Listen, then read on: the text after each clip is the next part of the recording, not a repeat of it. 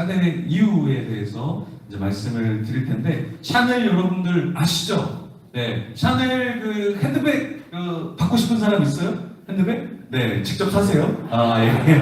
손 드신 분들이 꽤나 있네요, 보니까. 타락한 분들이 있어요. 우리가 샤넬 그러면 되게 명품이잖아요, 그렇죠? 되게 명품인데 사실은 이 샤넬이 나오기 전에 샤넬이 옷으로 유명해진 브랜드인데, 이 샤넬이 만들어지기 전에 이제 1800년대 옷은 사실 이런 풍이었어요. 그러니까 이제 엉덩이에 막 뭐가 부풀어져서 있고, 모자 같은 것도 되게 이제 무거운 모자, 옷감도 굉장히 무거운 옷을 여자들이 입고 있었어요. 근데 샤넬이 이것을 좀 바꾸면 좋겠다. 그래서 어떻게 바꿨냐면, 이제 1차 세계대전이 끝난 다음에 전쟁이 일어나면서 여자도 굉장히 많이 노동을 해야 됐고 사회생활을 하기 시작했어요. 그래서 여자들의 옷이 너무 무겁다. 그래서 확 바꿔버린 거죠. 그래서 샤넬이 바꾼 옷이 이런 옷으로 바뀐 거예요. 근데 그 당시는 이 옷이 사람들의 칭찬을 받았을까요? 아니면 사람들이 무시했을까요? 굉장히 많이 무시를 했다는 거예요. 그러니까 왜 그러면 이 옷이 무시를 당했냐면, 기존에 조이는 자켓을 이렇게 입었는데 그런 옷이 이제 없어지게 됐던 것이고, 장식이 많은 모자와 의상을 가볍게 했는데 오히려 사람들은 익숙한 거에 더 많은 점수를 주거든요. 그러다 보니까 이거 뭐야? 하고 손가락질을 하게 된 거죠. 그리고 세 번째, 이제 쪼이게 하는 코르셋을 던져버리게 했는데 여자들이 오히려 이것을 이상하게 여긴 거예요. 그렇죠? 그래서 그 다음에 부풀린 엉덩이 디자인이 있었는데 그게 이제 다 없어졌고요. 굽이 낮고 편한 구두로 바꿨는데 사람들 그 이상해진 것을 본 거죠. 허리를 조이지 않는 허리띠. 네. 그리고 7번째는 털실마. 이런 값싼 옷감으로 사실은 옷을 만들다 보니까 이거 너무 천박한 옷 아니야? 이런 취급을 사실은 받았는데, 그게 나중에 보니까 입어본 사람이 너무 편하고 너무 좋다 보니까 샤넬이 이 세상을 사실은 주도하게 됐다는 거죠. 그러면 우리가 생각할 때는 모든 게 명품이라는 게 처음에 나올 때는 되게 좋아 보일 것 같지만 사람들이 처음부터 인정해 주는 것은 아니다라는 거예요. 그래서 명품이라 할지라도 처음에는 조롱을 받을 수밖에 없다라는 거죠. 하물며 여러분은 어때요, 여러분? 여러분은 다 인정받습니까? 처음에 우리가 인정받기란 너무 어렵죠. 어떻게 우리가 처음부터 인정을 받겠어요? 그렇죠? 근데 우리 교회도 마찬가지로 세상의 인정을 받기가 쉽지 않다. 그래서 제가 이번에 교회를 얻으려고 여러 군데를 가보고 여러 사람들을 전화도 해보고 또 했는데, 세상 사람들이 교회를 좋아할까요? 안 좋아할까요? 안 좋아하더라고요. 근데 세상 사람만 안 좋아하는 게 아니라 믿는 교회를 다니는 건물주들도 교회를 별로 안 좋아하는 거예요. 그래서 한 곳에 갔는데 너무 좋은데 그 주인이 불교 신자래요. 근데 불교 신자라서 안 됩니다라고 했는데 이해가 되더라고요. 왜 이해가 될까요? 교회 다니는 사람도 교회가 들어오면 안 좋다고 생각하는데 불교 신자가 뭐 안 좋다고 생각하는 건 당연하지 않을까, 이런 생각이 들더라고요. 그래서 여러분들이 좀 건물주가 좀 되면 좋겠어요. 그래서 교회가 들어온다 그러면 좀 교회를 내어주면 좋을 것 같아요. 여러분은 그럴 수 있잖아요. 예, 아멘하는 사람들. 네네. 예, 아멘하는 사람들. 오늘 더치페이 하지 말고 맛있는 거 사주세요. 능력자들이에요, 능력자들. 요 가운데 보니까 좀 능력자들이 많이 모여있네, 보니까. 네. 좀 이렇게 교회에서 인정해주면 좋을 텐데 참 아쉽습니다.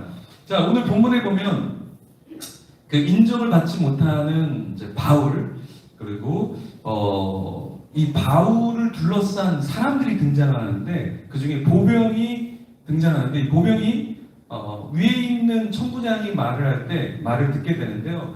말을 한 대로, 명한 대로 바울을 데리고 안디바들이라는 곳으로 갑니다. 그러면 이 안디바들이라는 곳은 사실 어떤 곳이었을까요? 가까운 곳은 아니었다.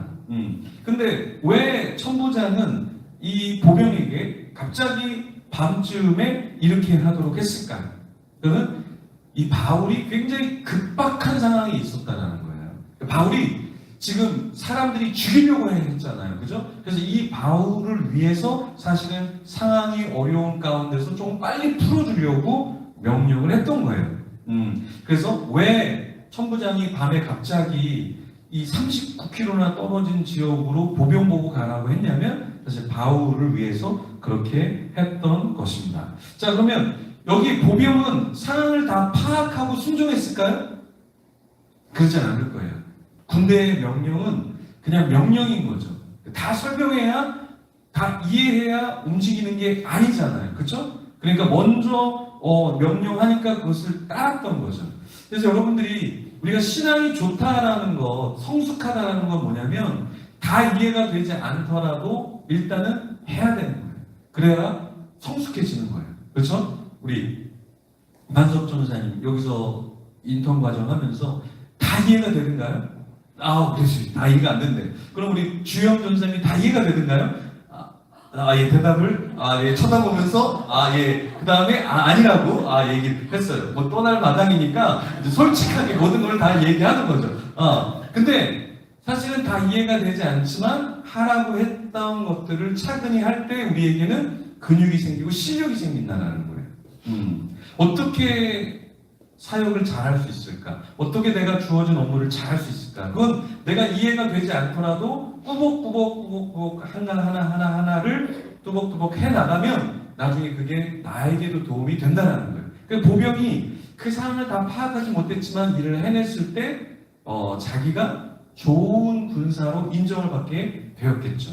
그래서 제자도의 마지막은 무엇이냐? 여러분들이 양육 배웠고 성경 공부도 이제 배우고 뭔가 예배도 드리고 우리가 하는데 그 제자도의 마지막은 무엇이냐면 왜 우리가 예배를 드리고 왜 우리가 양육을 받고 훈련을 받느냐? 그 마지막은 무엇이냐면 순종이라는 거예요. 순종이라는 거. 그러니까 여러분이 이 순종을 잘할수록 신앙이 사실은 좋은 거예요. 그래서 제가 대구에서 섬길 때 리더들이 300명 이상 되었는데 그 리더들 중에서 탑 리더, 그러니까 리더들을 케어하는 리더를 뽑을 때 어떻게 뽑냐면 얘기를 해보면 돼요. 얘기를 해보면 이런 얘기를 하는 친구들이 있어요. 목사님, 저는 잘할 줄을 몰라요. 근데 목사님이 하라는 그것을 제가 가서 섬길게요. 이렇게 얘기하는 친구들이 있어요. 이 친구들은 리더들 중에 리더인 친구들이에요. 근데 이런 친구들이 있어요. 목사님, 제가 좀 잘하거든요. 저 여기서 좀 계속 해야 되겠어요. 그리고 목사님이 얘기해도 전 안 들을 거예요. 열심히 그냥 저한테 주어진 일을 하고 싶어요. 이런 친구들은 리더로 세우기는 참 어렵지만 그래도 열심히 있기 때문에 한 12명 정도, 10명 정도 이렇게 섬길 수 있는 리더로 이렇게 세웠어요. 제자도의 끝은 무엇이냐면 여러분, 이해는 안 되지만 내가 따라가 보는 거예요. 그리고 나 자신을 성숙시키는 것이죠. 그게 바로 제자도라는 거예요. 그래서 우리 자신을 한번 돌아볼 때 내가 신앙적으로 생활할 때 어떤 부분이 순종하기 가장 어려운가요? 네, 여러분 어떤 부분이 가장 신앙생활할 때 어려워요? 예를 들어서 예배 전에 여러분 기도회 하기 전에 일찍 오세요 라고 얘기했어요. 이게 편한 사람도 있는데 이게 쉽지 않은 사람도 있을 수 있어요. 그렇죠? 드라마 바이블 여러분들 묵상하세요. 근데 그 묵상이 쉽지 않을 수도 있어요. 근데 그것을 따라가다 보면 내가 영적인 성숙이 있게 된다는 거예요. 그래서 지금 청년들 중에서 이렇게 말씀도 나누고 뭐 서로 깨우친 것도 막 이렇게 올려요. 네. 그래서 이거 너무 신기한 것 같다. 이 삼손 이거 장난이 아니네. 이 인간 장난이 아니네. 그렇죠? 왜 이런 반응이 있냐면 너무 오랜만에 성경을 공부하다 보니까 신기한 거예요. 네. 그렇죠? 삼손도 아마 지금 천국에서 굉장히 신기해하고 있을 거예요. 야, 얘네도 참 더럽게 공부 안 하다가 나를 지금 알게 된 거야? 막 이러면서 서로 우리도 놀라고 삼손도 놀라는 그런 지경에 빠지겠죠. 어쨌든 뭐가 순종하기 어려운가? 그 어려운 것을 해야 우리는 성숙하게 된다라는 거예요. 제가 몰입이라는 책에 대해서 지난번에 한번 언급을 했는데 그 몰입이라는 책에서 이 저자가 무슨 얘기를 했냐면 몰입을 하기 위해서는 나에게 있어서 버거운 걸 해야 몰입이 된다는 거예요. 그래서 여러분들이 언어를 잘하려면 아주 쉬운 것도 공부를 해야 되지만 때로 어려운 것도 공부를 해봐야 집중을 하게 된다는 거예요. 운동을 할 때 여러분들이 1kg짜리로만 맨날 운동하면 근육이 키워지지가 않아요. 때로는 내가 10kg짜리로도 너무 버겁다. 그럴 때 성숙을 하게 되는 거죠. 제가 지금 있는 사무실이 이렇게 있는데 옆에가 그 피트니스 센터예요. 그래서 운동을 하는 사람들이 와서 운동을 하는데 이렇게 PT를 해주는 걸 보면 운동 가리키는 사람이 말로 계속 하면서 쳐다보고 있어요. 그러면 그 사람이 가리키고 함께하는 배우러 온 사람은 노예 같아, 노예. 계속해서 무거운 걸 들었다 놨다가 엎드렸다 뻗치고 엎드려 뻗쳤다가 다시 일어나고, 저 사람 왜 돈을 내고 저거를 하나? 왜 돈을 내고 저걸 하나? 나한테 오면은 내가 10%만 내고도 괜찮은 것 같은데 굉장히 고요고를 하고 있는 거예요. 보니까 그것도 또 더 무거운 걸 또 들고 하다가 막 쓰러져요. 쓰러져갖고 뭐 어쩔 줄 몰라 하면서 갑자기 일어났다가 또 코치랑 막 얘기를 해요. 자기도 힘든가 보지. 그래서 코치랑 얘기하다가 코치가 또 하라 그러면 또 뭐 이 수건 같은 게 있는데 수건 찢어지지 않는 수건을 막 내려줘요. 네, 그러다가 내리고. 그래서 저걸 왜 저렇게 힘들게 하지? 집에서 그냥 혼자 하면 되는데 돈 내고 왜 저럴까? 근데 사실 그런 걸 해야 우리에게 근육이 만들어지는 거거든요. 그래서 우리에게 순종이 굉장히 어렵지만 그 순종을 여러분이 할 때 영적인 성숙이 있게 된다. 그러면 여기서 이제 보병에게 야, 너 가 그랬을 때 안디 바드리로 가 이렇게 얘기했는데, 안디 바드리에서 어디로 가라고 얘기했냐면 예루살렘과 이 가이사랴 중간에 안디 바드리가 있는데 여기에서 너 가이사랴 쪽으로 가야 되겠어 이제. 그래서 움직였는데요. 그 움직인 거리가 39km 정도 돼요. 가이사랴까지. 근데 이 39km가 우리가 생각할 때는 멀지 않은 것 같지만 하루에 39km를 여러분이 걸어간다고 한번 생각해 보세요. 걸어간다. 근데 군인들은 아무것도 없이 가는 게 아니라 칼이나 창이나 뭔가를 들고 움직여야 되겠죠. 그렇죠? 39km를 걸어서 간다는 건 쉬운 건 아니에요. 네, 오늘 여러분들 집에 갈 때 39km 한번 걸어가 볼까요? 그리고 나서 39km 지점에서 거기서부터 차를 타던가 대중교통을 타던가 한번 해볼까요? 39km 이게 쉽지 않은데. 근데 우리가 39km가 아니라 3.9km만 가도 아마 쉽진 않을 거예요. 3.9km. 네, 오늘 예배 끝나고 우리 나이 드신 청년분들 고기 먹기로 했거든요. 그래서 제가 예배 전에 주영 전사님, 목사님 어떻게 가야 됩니까? 그래서 여기 멀지 않으니까 우리 함정거장이니까 걸어가자. 그러니까 안 됩니다. 다 쓰러집니다. 죽습니다. 이러는 거예요. 그래서 그럼 차를 가져가야 되는데 차를 가져가면 주차하기가 굉장히 주차하기가 어려운데, 그래서 나는 걸어가면 좋겠는데 함정거장이면 사실 1km밖에 안 되거든요. 근데 담임 전사님이 청년들의 그 체력을 아니까, 이 젖을 체력을 아니까, 목사님 절대 그러면 안 됩니다. 그러면 택시를 2대 불러다가 우리가 나눠 타고 가던가, 주차가 어려우면 그러더라고요. 그래서 어쨌든 3.9km를 얘기했으면 아마 저를 십자가에 매달았겠죠. 오늘 이 3.9km도 사실 쉽지 않을 거예요. 근데 순종에 대한 마음이 없으면 390m도 아마 어려울 거예요. 390m도 순종이 없으면 굉장히 어려워요. 그래서 여러분 여기 교회에 왔는데 잘 오셨어요. 순종하고 따르지 않으면 이 390m도 사실은 가기 힘든 게 우리다라는 거예요. 총독이 바울을 보자 무엇을 했냐면 천부장이 보낸 편지를 이렇게 봤어요, 읽었어요. 그리고 바울의 소속이 어딘지를 물었다라는 거예요. 근데 왜 소속을 물어봤냐면 이 소속이 어디냐는 과거에 굉장히 중요했다라는 거예요. 좀 이따가 좀 더 여기에 대해 구체적으로 얘기할 텐데, 자 그러면 한번 여러분은 어떤 사람이 여러분을 소개하겠어요?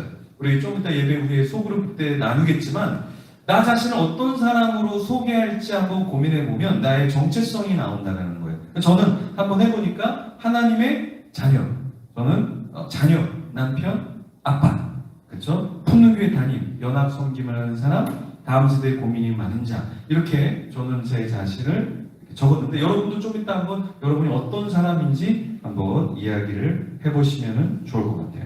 왜 그러냐? 이 소속이 어디냐라는 것을 물었다라는 것은 영지라는 단어가 한국어로 헬라어로는 에파르케이아라는 말인데 이게 뭐냐면 지배한다, 통치한다. 그래서 너는 어느 지배를 받니? 너는 어떤 통치를 받니? 이것을 물어보는 거예요. 그래서 너가 나의 관할 가운데 있구나. 그러니까 내가 너를 좀 케어해 줄게. 근데 내가 너를 관할할 수 없는 사람이야. 그러면 더 이상 도와줄 수 없기 때문에 이 영역이 굉장히 중요한 거예요. 그렇죠? 그래서 나는 어디에 속해 있는가? 이거를 좀 여러분들이 아셔야 돼요. 예배 드리기 전에 소영이랑 잠깐 이야기를 나눴어요. 그래서 제가 대구에 갔다 왔다. 그러니까 소영이가 제가 대구에서 집회할 때 거기에 있었다고 얘기를 하더라고요. 그때 제가 중독 강의했는데 자기가 스마트폰하고 미디어 중독이었는데 그 얘기를 듣다 보니까 소그룹 시간에 자기가 중독자였던 거를 막 얘기했대요. 그래서 서울에 이제 올라와서 생활할 때 여기 교회가 있다 그래서 왔는데 그때 재밌게 중독 얘기한 분이 있어서 굉장히 반가웠다라는 얘기를 하더라고요. 근데 자기가 중독 강의를 들을 때는 중독자라는 생각을 한 번도 해본 적이 없대요.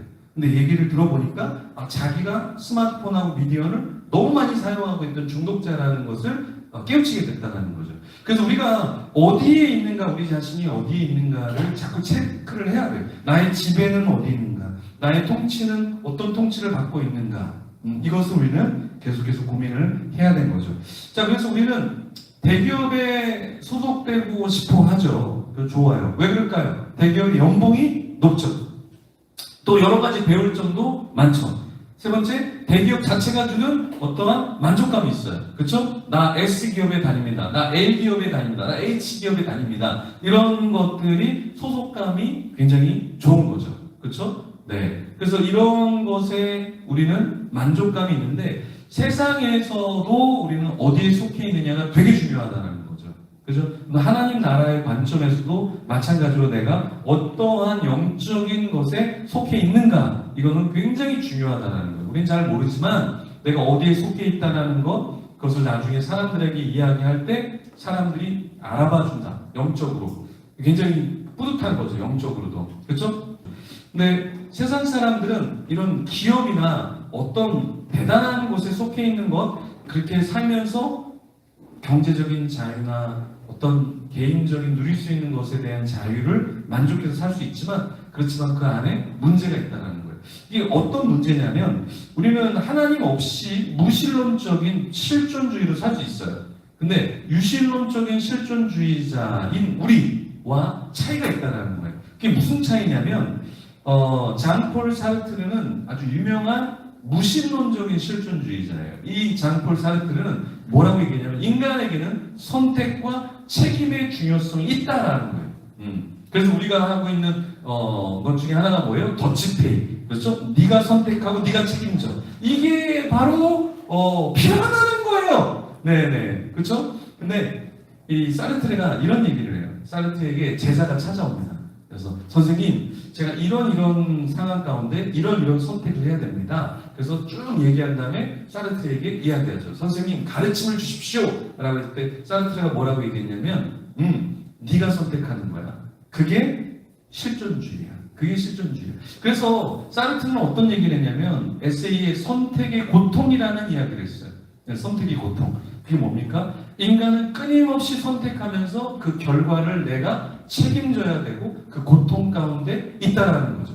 끊임없는 선택에 우리는 놓여져 있다라는 거죠. 대학생도 학기마다 내가 뭘 들을까를 선택을 잘해야 돼요. 그렇죠? 잘못 선택하면 과제가 너무 많고 시험이 너무 어려운 그런 교수님이 계셔요. 그런 교수님을 잘 피해가야 돼요. 그죠? 네. 뭐 아무것도 없는 것 같을 때 들어가는데 뭐 페이퍼가 매주 있는 거 이런 거 걸리면 내가 선택하고 내가 그 책임을 져야 되는 거죠.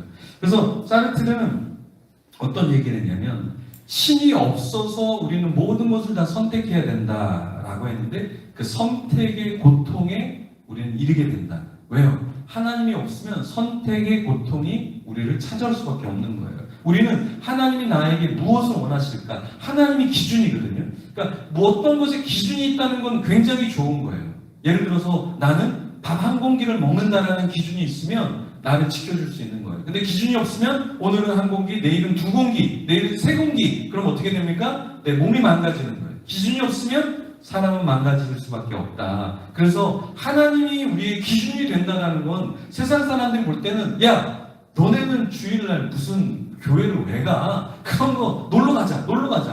그쵸? 근데 그게 결국에는 우리에게 자유를 주는 게 아니라 고통을 준다는 거예요. 기준이 없는 삶. 그래서 중독자는 기준이 없어요. 그래서 잠잘 때 여러분이 몇 시에 자야 되겠다라는 기준이 없으면 여러분은 다 중독자이거나 중독자가 되기에 충분한 100%의 장학금을 받을 수 있는 그런 존재자다라는 거예요.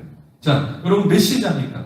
자는 시간이 딱 정해져 있다라면 굉장히 여러분 건강한 사람이에요. 건강한 사람. 그죠? 우리 하은이 주에도 이렇게 엄마 아빠가 정해주는 시간이 있어요. 근데 일어나는 시간은 잘 안 지켜요. 네. 건강한 거예요. 어릴 때는 더 자야 되니까, 네네, 괜찮아요. 하지만 자는 시간만 정확해도 굉장히 건강한 거다. 일어나는 거야. 이제 연세가 많으시니까 일어나기 쉽지 않죠. 세상의 모든 무게를 견뎌내야 되는데 어떻게 빨리 일어날 수 있겠어요. 그죠? 하지만 잘 때는 규칙적인 잠자는 시간이 정해져 있어야 된다. 그래야 이게 건강한 거예요. 기준이 있어야 된다. 네. 신앙을 우리가 가지고 있을 때 좋은 점이 있어요. 그리고 반대로 신앙이 없으면 좋은 점은 뭐예요? 신앙이 없을 때는 마구 술을 심리학적인 전문 용어로 처마신다 이렇게 이야기할 수 있죠. 담배를 펴도 우리가 계속해서 안 좋은 것의 습관을 계속해서 할 수 있겠죠. 신앙이 있을 때의 좋은 점이 있고 신앙이 없을 때의 좋은 점이 있을 것 같지만 신앙이 있을 때 훨씬 더 우리는 안전하고 건강한 삶을 산다라는 거예요. 자, 총독은 바울을 바로 신문하지 않고 왜 고발하는 사람을 기다렸을까? 여기에 총독에게 배울 점이 있어요. 이 총독은 정치하는 사람이었고 사람들을 지도하는 사람이었는데 이 총독 벨릭스는 고발하는 사람의 말도 들으려고 하고 바울의 말도 들으려고 했다라는 거예요. 이게 총독의 지혜로움이에요. 사람에게는 귀가 몇 개 있다? 2개. 옆 사람 한번 보세요. 2개가 있는지. 그죠? 2개가 있습니까? 네, 2개 있죠? 네네. 근데 우리는 양쪽의 이야기를 다 들으려고 하지 않는다. 한쪽 이야기만 들으려고 해요. 그래서 우리의 문제가 굉장히 편견으로 가거나 사람을 너무 빨리 판단하는 경우가 있기 때문에 그것이 문제라는 거예요. 양쪽 이야기를 다 들어봐야 한다라는 겁니다. 그래서 이 책에 보면 세상에서 가장 강한 힘, 그것은 경청이라고 얘기해요. 경청이라는 거. 근데 이 경청이라는 책에서 이런 내용이 있어요. 헬렌 켈러가 이야기한 거예요. 이 사람은 보지도 못했죠. 듣지도 못했죠. 말하지도 못했죠. 근데 이런 얘기를 했어요. 내일이면 앞을 볼 수 없게 되는 사람처럼 봐라. 그리고 내일이면 듣지 못하게 되는 사람처럼 들어가. 음악의 속삭임을, 새의 기적음을, 오케스트라의 웅장한 선율을, 모든 것을 따뜻하게 만져라. 이 사람은 듣지 못했거든요. 사실 보지 못했거든요. 말하지 못했거든요. 근데 그렇게 할 수 있는 당신들은 내일이면 앞을 볼 수 없게 되는 사람처럼, 그죠? 네. 내일이면 듣지 못하게 되는 사람처럼, 그죠? 대부분 우리가 어디 앞에서만 이렇게 진심을 갖고 있냐면 고기 앞에서 내일이 없는 것처럼 더 이상 먹을 게 없는 것처럼 마구마구 흡입을 하잖아요. 그죠? 근데 그런 것뿐만 아니라 우리의 일상생활에서 음악을 들을 때도 내가 만질 수 있는 그 따뜻한 것들을 다 만지면서 내일이면 감촉을 느낄 수 없는 사람처럼 해라. 그 말은 누군가 대화할 때도 마찬가지로 우리가 경청을 하면 좋다라는 것이죠. 자, 나 자신은 얼마나 다른 사람의 이야기를 들으려고 하고 있나요? 최근 누구의 이야기를 좀 더 들어주고 챙겨야 할까요? 누구의 이야기를 들으면 좋을까요? 내 옆에 있는 사람 이야기, 가정에 있는 사람 이야기를 좀 더 들으면 좋겠죠. 그렇죠? 좀 더 들으면 좋지 않을까요? 내 얘기만 많이 하는 건 성숙한 게 아니에요. 성숙한 사람은 30% 이야기하고 70%를 들으려고 하는 사람이 훨씬 더 성숙한 사람이에요. 다른 사람들의 이야기. 그렇죠? 여기 교회에 왔을 때 여러분들은 어떠세요? 얘기하고 싶지 않나요? 만약에 여러분들이 여기 왔는데 한 사람하고도 얘기를 안 하고 간다고 생각해 보세요.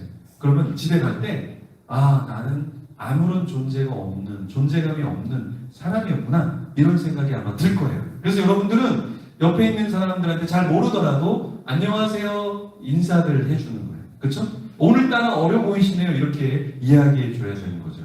이거 아니에요? 오늘따라 어려워 보이시네요 이거 아니에요? 어려 보이시네요. 이렇게 서로 존재감에 대해서 얘기를 해주면 굉장히 서로 따뜻해지는 거죠. 그렇죠? 나 자신이 들어야 될 내용이 있는데요. 그 첫 번째 내용은 하나님이 나에게 뭐라고 말씀하시는가 그 이야기를 좀 들어야 돼요. 여기 청년부 단톡방에 오늘 올라온 거예요. 우리 하경이가 정리해서 올렸는데 성경 한국답 코칭을 저보다 더 잘했어요. 매일매일 하면 좋을 것 같아요. 이제 그만 공부하고 우리 신학으로 공부할까요? 너무 잘했어요. 쭉 이야기했는데 그 전날은 민섭이도 너무 잘하더라고요. 다음에 민섭이 설교를 한번 시켜야 될까요? 아니 너무 잘했더라고요. 너무 잘 올렸더라고요. 쉽지 않죠. 쉽지 않은데 이렇게 하면 어떻게 되냐면 하나님이 나에게 하시는 음성을 듣게 돼요. 그냥 말씀이 있구나 하고 하는 것보다 이 말씀을 한 구절을 여러 가지 질문을 던져보면 나에게 하나님이 하시는 말씀이 있어요. 그러면 거기에 유익이 있다라는 거예요. 사람들은요 요즘에 돈 내고 코칭을 받아요. 왜 그럴까요? 들으면 나에게 도움이 되기 때문에 그런 거 아니겠어요? 그렇죠? 그래서 우리는 자꾸 들어야 돼요. 교회에서 여러분에게 하는 말, 목사님 시끄러워요! 이렇게 하지 마세요. 네네. 제가 얘기하는 걸 여러분 들어야 돼요. 제가 얘기하는 걸 여러분 들어야 돼요. 네, 안 들을 거예요? 절대 안 들을 거예요? 그냥 다 막아버릴 거예요? 들어야죠. 제가 어제 이렇게 글을 올렸어요. SNS 사용에 대한 글을 저녁 먹으면서 사용자들하고 이 SNS 사용에 대해서 막 이렇게 얘기를 했어요. 얘기를 하고 제가 이렇게 집에 가는데 한 분에게 전화가 왔어요. 영어를 되게 잘하고 글도 잘 쓰고 똑똑한 분에게 전화가 왔어요. 목사님한테 전화하고 싶었다. 나는 어떻게 SNS를 하면 좋을까를 좀 평가를 받고 싶다는 얘기를 했어요. 그래서 제가 그분한테 두 가지 얘기를 해줬어요. 두 가지 얘기. 근데 그분이 목사님 저한테 너무 큰 도움이 됐어요. 너무 큰 도움이 됐어요. 그러니까 들을 귀가 있으면 하나님에게도 들을 수 있지만 때로는 나 자신이 내 옆에 있는 보이는 사람에게도 이야기를 들으면 도움이 굉장히 많이 된다라는 것이죠. 그래서 우리는 또 누구에게 들어야 될까요? 네, 가족이 나에게 요구하는 게 뭐냐? 가족이 나에게 요구하는 게 뭐냐? 그걸 여러분 들어야 돼요. 그만 좀 드세요. 그만 좀 드세요. 운동 좀 하세요. 인생을 그렇게 살지 마세요. 이 가족이 이렇게 얘기해 주면 아직은 괜찮은 거예요. 포기하지 않은 거예요. 나중에 포기하면 말해줘. 그래도 천국에서 봐. 이렇게 얘기할 수 있단 말이에요. 지금 얘기해 줄 때 우리는 귀담아서 더 많이 노력을 해야 되는 거죠. 가족들이 하는 이야기가 더 여러분 현실적으로 여러분에게 도움이 될 수 있어요. 귀가 따가울 수 있지만 하나님의 음성을 우리는 들어야 되는 거죠. 총독은요 잠시 바울을 어떻게 하라고 명령했냐면 가두라고 얘기했어요. 총독에게 가면 뭔가 도움이 될 줄 알았는데 총독이 저 바울을 가둬! 이렇게 얘기를 하고 실제로 가둬지게 됐어요. 근데 왜 이렇게 되냐면 사실은 총독의 의도가 무엇이냐면 총독의 의도는 이 바울을 보호하려고 빨리 가둔 거예요. 그러니까 바울 입장에서는 나를 또 가둬? 여기 왔더니 나를 또 가둬? 나를 또 죄인 취급해? 이거 사람들이 진짜 너무하구만 이럴 수 있는데 사실 총독의 진짜 의도는 뭐냐면 사람들에게 바울이 가장 보호받는 것이 감옥이었기 때문에 감옥으로 잠깐 바울을 이송해 라고 얘기했던 거예요. 때로 하나님 우리를 어떤 곳으로 인도하실 수 있어요. 네, 우리는 오해할 수 있어요. 하나님 왜 나를 이렇게 인도하시지? 하나님 나 왜 이렇게 말씀하시지? 근데 하나님의 의도는 우리의 의도와 때로 다를 수 있다는 거예요. 우리가 하나님의 음성을 경청하는 것, 주위 사람의 말을 경청하는 것, 가족의 말을 경청하는 건 사실 나 자신을 해하는 것이 아니다라는 거예요. 사실 나 자신을 위하는 거예요. 부모님이 나에게 하시는 말, 가족의 구성원에 누가 나에게 하는 말, 때로는 자녀가 나에게 말할 수 있고 때로는 이웃이 나에게 뭔가를 말할 때 그 말은 사실 나를 해하는 말이 아니라 나를 더욱더 건강하게 하는 말이라는 거예요. 축도하고 예배 마치도록 하겠습니다. 지금은 우리 주 예수 그리스도의 은혜와 하나님의 무한하신 사랑하심과 성령님의 감화 감동 교통하심이 우리의 삶의 기준을 하나님께 두고 하나님의 말씀을 경청하며 내가 말하기보다 겸손함으로 지체들의 이야기를 들어주고 공감해주며 하나님이 기뻐하시는 삶을 살고자 하는 지체들과 선교지에서 하나님의 나라를 세워가는 선교사님들과 하나님을 사랑하며 예배하는 이 땅의 모든 교회들과 열심히 공부하며 하나님과 하나님의 나라 위에 새로운 길을 걸어가고자 계획하는 지체들과 항상 함께 있을지어다. 아멘.